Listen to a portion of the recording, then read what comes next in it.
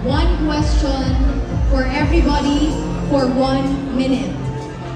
My final request is for all of you to please hold up the excitement and give all our final five the fair chance to fight for their destiny. Alright? 1A! Kung nakuha natin lahat yon.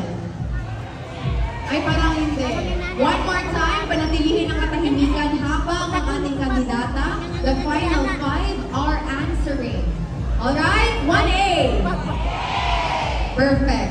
Let's just check kung naririnig nila tayo. Ladies, kung naririnig nyo kami, raise your right hand. Perfect. Ang galing mag-acting.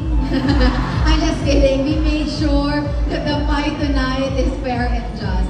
Mutia 1, how does it feel to make it to the top 5? I feel great.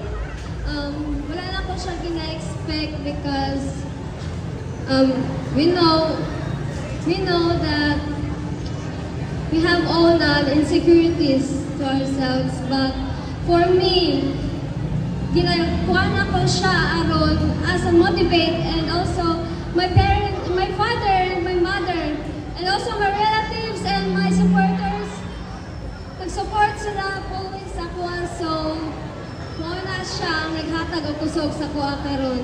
Mo lang ko. Daghang salamat. Alright, you're ready for your final question. You have 1 minute. Pwede mong gamitin kung anumang lingwahe ang iyong gusto. The question is now in my hand.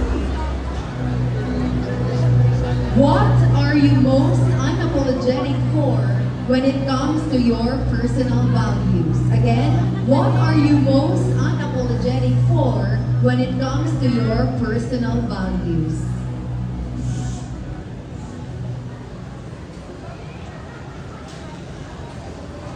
What I am most unapologetic is for being a non-negotiable when it comes to my peace.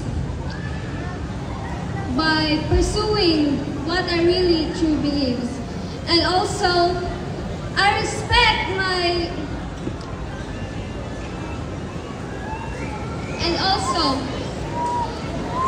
gina-respect na ko ang ako ang every na akong desisyon sa lives, and pinagmalaki na ako sa tanan na pinagmalaki na ako sa tanan na ako diri